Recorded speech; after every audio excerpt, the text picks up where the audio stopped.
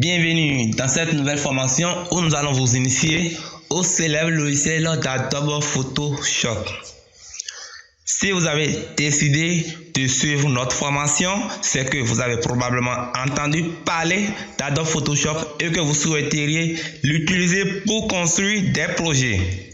Quelque chose me dit que certains d'entre vous veulent apprendre la retouche de photos, que d'autres aimeraient créer des formes sophistiquées pour concevoir par exemple une affiche publicitaire ou encore une carte de visite.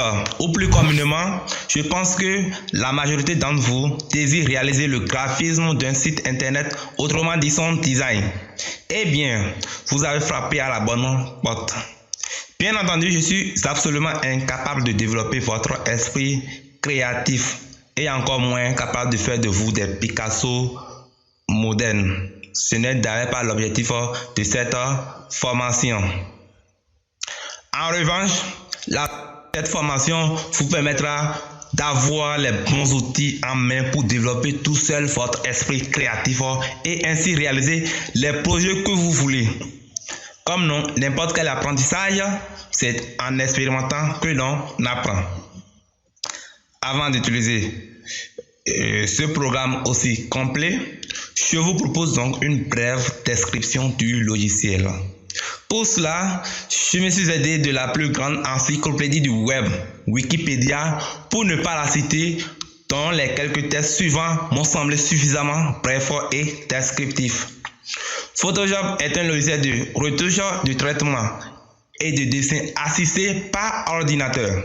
Édité par Adobe System, il fait partie d'une longue suite logicielle touchant dans le domaine du multimédia qui est connu sous le nom d'Adobe Creative Suite, où nous retrouvons Illustrator, InDesign, Dreamweaver, Flash, entre autres.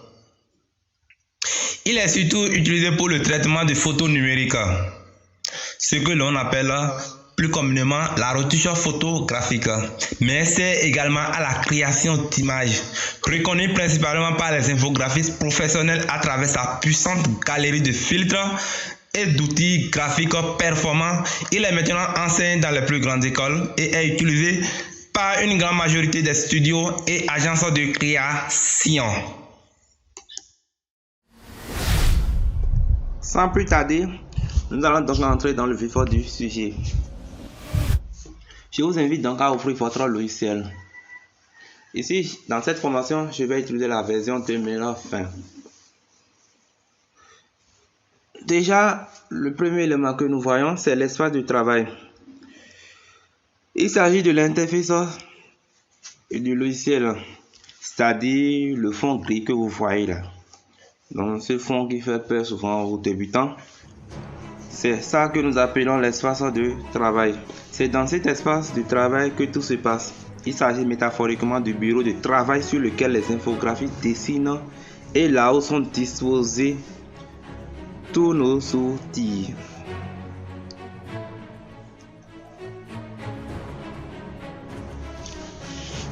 Nous pouvons donc subdiviser notre zone de travail en 4 zones. Le premier ici, c'est la barre horizontale qui se trouve tout juste en haut, appelée la barre de menu. C'est ici qu'on va retrouver une série de boutons qui va nous être utile pour ouvrir, enregistrer, fermer, éditer et modifier un document. Nous pouvons déjà voir le premier menu ici qui est le menu fichier. Dans ce menu, où nous serons amenés à utiliser les fonctionnalités d'enregistrement, d'ouverture et de fermeture de fichiers. Nous pouvons aussi imprimer un document ou encore importer ou exporter un document. Ensuite, nous avons le menu édition qui présente les fonctionnalités comme copier, couper, coller, annuler, qui sont des fonctionnalités de base qui nous permettent de travailler sur notre document. À celle-ci s'ajoutent d'autres fonctionnalités et notamment celle des transformations. Ensuite, nous avons le menu image. Ce menu s'avérera particulièrement utile dans ce cours. Nous passerons par lui pour définir ce que l'on appelle un mode à notre zone de travail, mais aussi pour faire quelques réglages, quelques retouches, modifier la taille de nos images et son nom de travail. Ensuite, nous avons le menu calque. Ce terme ne devrait pas vous aider à deviner le contenu de ce menu, puisqu'il s'agit d'une notion propre à Photoshop et au logiciel du même genre. Cela dit, rien ne m'empêche de vous en toucher un mot rapidement. Dans ce menu, nous allons avoir la possibilité de travailler avec les calques comme aucun autre menu ne nous le permettra. La création, la suppression, la duplication, l'association, les masses, les réglages, remplissage, plein de choses que nous pouvons faire grâce à ce menu. Ensuite, nous avons le menu sélection. Excusez-moi, il y a le menu test que j'étais en train d'oublier. C'est grâce à ce menu nous aurons la possibilité de définir la police de notre test, les styles de caractère, la couleur, les interlignes, l'ajustement des paragraphes, tout. Il y a plein de choses que nous pouvons voir avec ce menu. Ensuite, le menu suivant est le menu sélection. Comme son nom l'indique, ce menu regroupe en son sein tous les outils de sélection. Ensuite, nous avons le menu filtre. Il s'agit ici d'effets spéciaux à appliquer sur nos images pour leur donner un rendu tout à fait différent de leur aspect de base. Il existe différents types de filtres qui sont particulièrement puissants. Techniquement, cela ne demande aucune compétence de les utiliser, puisqu'il suffit de choisir le filtre à appliquer et de modifier ses paramétrages jusqu'au résultat souhaité. Ensuite, nous avons le menu 3D, spécialement utilisé pour la conception des objets en 3 dimensions. Donc, grâce à ce menu, nous pouvons transformer nos images en texte en 3 dimensions. Le menu suivant ici est le menu affichage. Comme son nom l'indique, les paramètres d'affichage sont concentrés dans ce menu. Ensuite, nous avons le menu fenêtre, ce menu qui nous permet de paramétrer notre espace de travail en ce sens que nous serons amenés à faire apparaître ou disparaître une palette lorsque nous travaillons dans un document. Enfin, nous avons le menu aide que nous retrouvons dans la plupart des logiciels, qui nous sera utile en cas de pépin. Cela nous amènera à coup sûr vers une documentation fournie avec le logiciel Photoshop, de quoi nous guider en cas de problème. La barre suivante ici est la barre d'options d'outils. Nous utiliserons les fonctionnalités de cette barre pour définir une ou plusieurs options spécifiques aux outils de notre logiciel afin de les paramétrer. Ensuite, nous avons la boîte d'outils qui se trouve dans la barre verticale gauche. Donc, cette petite fenêtre constitue notre stock d'outils, autrement dit la trousse dans laquelle nous trouverons les paires de ciseaux, la gomme, pinceau, crayon, la plume, plein d'outils et j'en passe. À notre droite, nous retrouvons la palette flottante qui est ici la barre verticale que nous voyons là.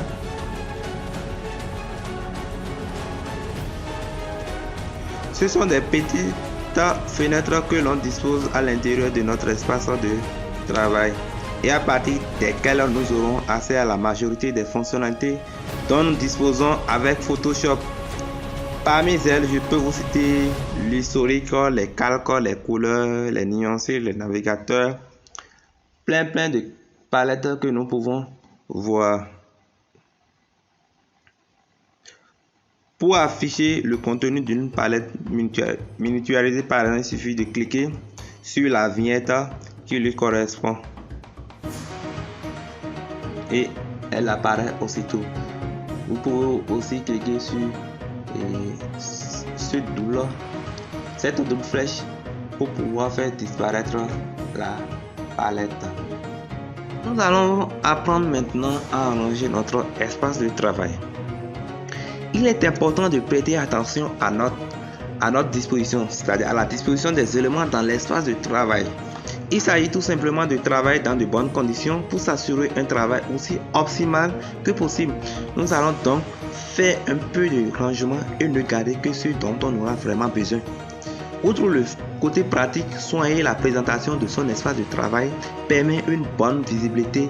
Comme dans beaucoup d'autres domaines, travailler dans de bonnes conditions est un point essentiel en infographie. Avant de commencer l'organisation de notre espace de travail, notez que Photoshop nous suggère une série de quelques espaces de travail prédisposés, tous conçus en fonction des disciplines et techniques de travail, nécessitant une panoplie d'outils appropriés. Lorsqu'un élément ne s'y trouve pas, veuillez cliquer sur le menu Fenêtre et choisir la palette à faire apparaître. Elle apparaît aussitôt à côté des autres palettes déjà présentes. Ensuite, vous pouvez donc organiser vos palettes en enfonçant le clic gauche sur une palette et la déposer à un emplacement voulu. Quand vous aurez fini d'organiser vos palettes, vous pourrez donc aller dans l'espace de travail dans le menu Fenêtre, puis cliquer sur Nouvel espace de travail. Une boîte de dialogue apparaît. Choisissez un titre et cochez Menu. Enfin, cliquez sur Enregistrer pour finaliser la sauvegarde de votre espace de travail.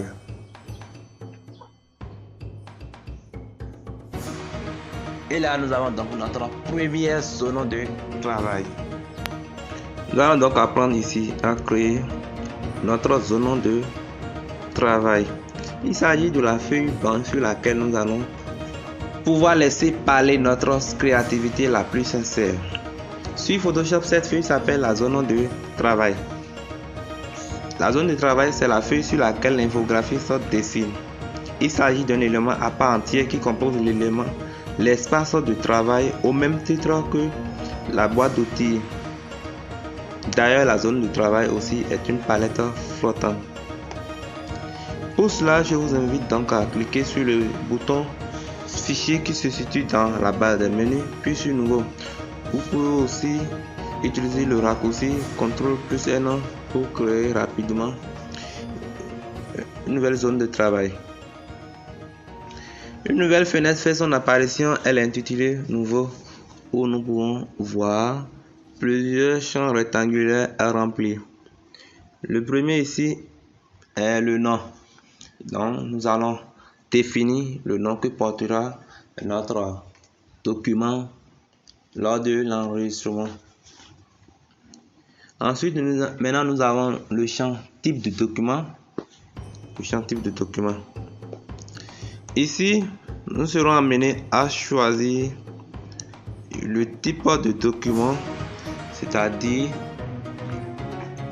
nous pouvons décider de disposer notre document en format A4, en papier format US ou en un document spécifique à la conception du design du web ou encore à la conception d'applications mobiles. Ensuite, nous avons le champ largeur. Comme son nom l'indique, ce paramètre définit la largeur de la zone de travail. Pour la définir, il faut indiquer deux paramètres,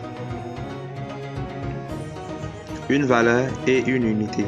La valeur, c'est le chiffre ou le nombre que prend la mesure, et l'unité, c'est la grandeur de référence pour mesurer. Donc, si ici vous voulez par exemple concevoir des affiches des affiches qui ne seront pas destinées à être imprimées, vous pouvez utiliser des pixels. Maintenant, si vous voulez par exemple réaliser un document et des affiches qu'on va imprimer, là vous aurez besoin forcément de vraies valeurs.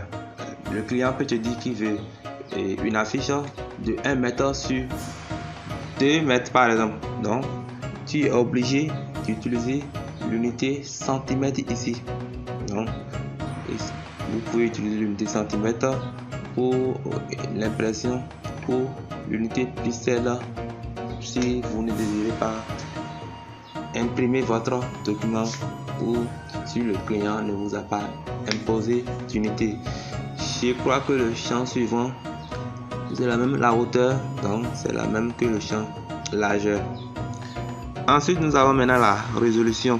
Tout comme votre écran d'ordinateur, les images que l'on peut consulter à l'aide d'un outil informatique sont tous composés de petits carrés de couleurs que l'on appelle des pixels. Un pixel n'a pas de taille bien définie. Pour déterminer la taille d'un pixel, il faut définir une résolution pour la représenter graphiquement.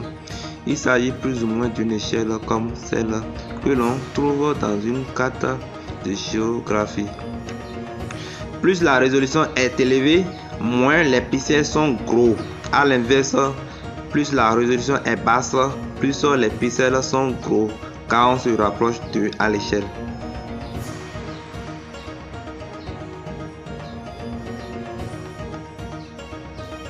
Ensuite, nous avons le mode colorimétrique. Le mode colorimétrique définit le type d'organisation des couleurs pour une image. Par exemple, si je choisis le mode noir et blanc, je ne pourrai travailler qu'avec ces deux couleurs dans ma zone de travail. Pas question d'y voir du jaune ou du rouge. Il existe un mode dédié à l'impression, le CMYK. D'autres auront davantage leur place pour le web. Pour info, je vous conseille d'utiliser le mode RGB, puisque on n'aura pas besoin d'imprimer. Lorsque vous voudriez réaliser des affiches dédiées à l'impression, vous pouvez donc utiliser le mode CMYK. Les autres modes, nous l'utilisons rarement. Ensuite, nous avons le contenu de l'arrière-plan. Il s'agit du premier calque le logiciel crée lors de la création de notre document. Donc, vous pouvez déjà définir sa couleur. Ici, en cliquant sur ce petit carré, par défaut, elle est sur la couleur blanche et je crois que c'est bien comme ça. Les autres paramètres, vous pouvez les laisser comme ça et cliquer sur OK. Et là, nous avons notre premier zone de travail. Ici, nous n'allons rien faire encore. Nous allons voir comment enregistrer notre document. Pour cela, je vous invite à cliquer sur Fichier dans la barre des menus, puis aller sur Enregistrer pour aussi faire la combinaison CTRL plus S. C'est beaucoup plus opérationnel. Aucun doute possible, le bouton enregistrer n'est pas opérationnel. Vous conviendrez avec moi qu'il est absolument inutile d'enregistrer un document totalement vide. En tout cas, il ne me semble pas vraiment y avoir d'intérêt à le faire. Par conséquent, ce bouton ne devient opérationnel si et seulement si vous avez apporté des modifications dans la zone de travail, ce qui n'est pas notre cas actuellement. Il existe tout de même une solution pour le faire si nécessaire.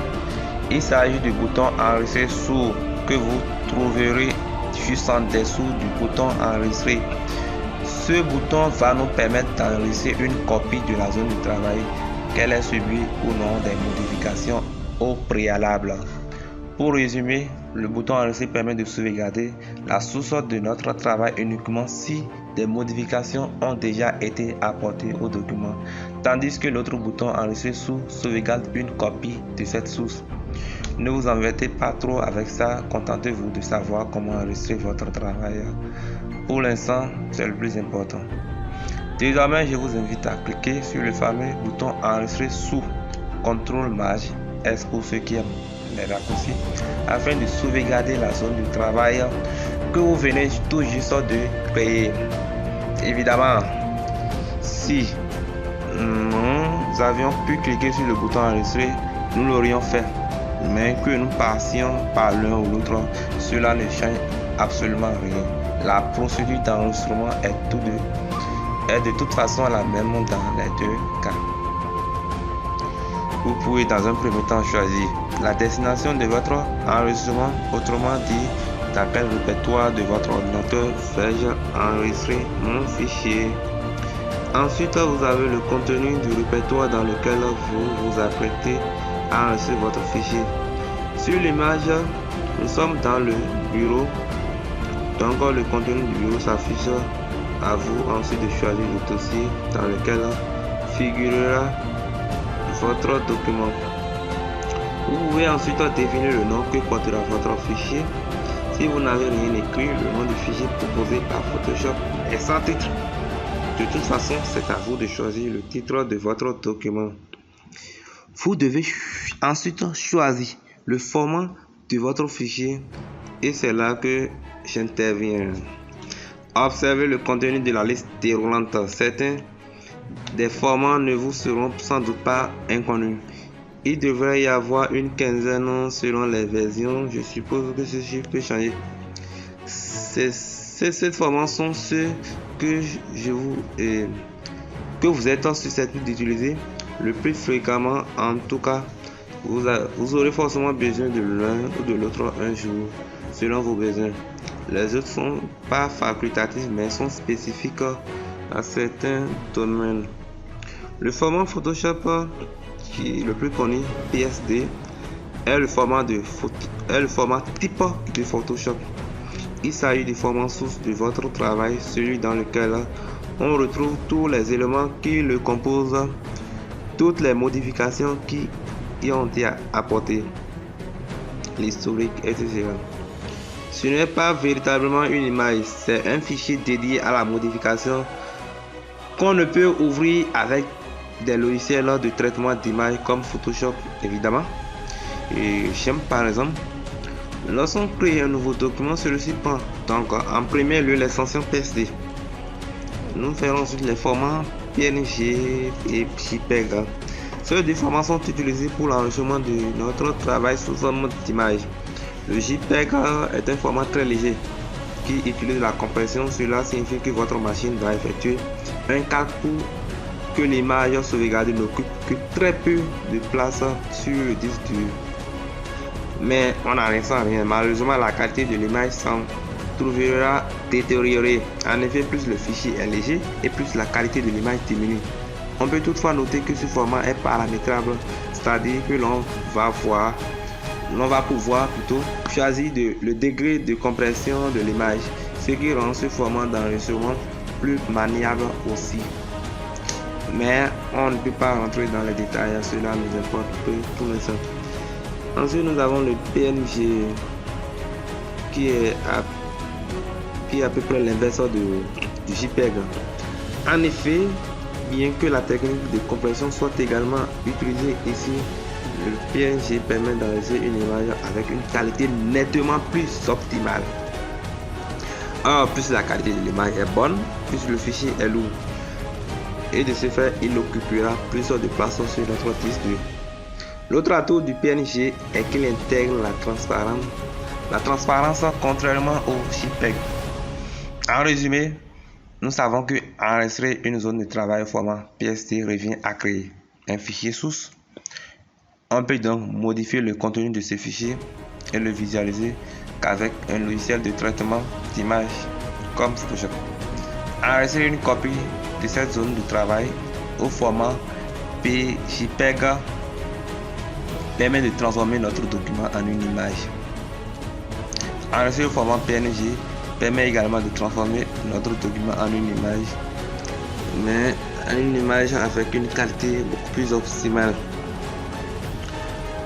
Je vais donc choisir le type de fichier PSD et aller cliquer sur enregistrer pour pouvoir créer maintenant notre premier document.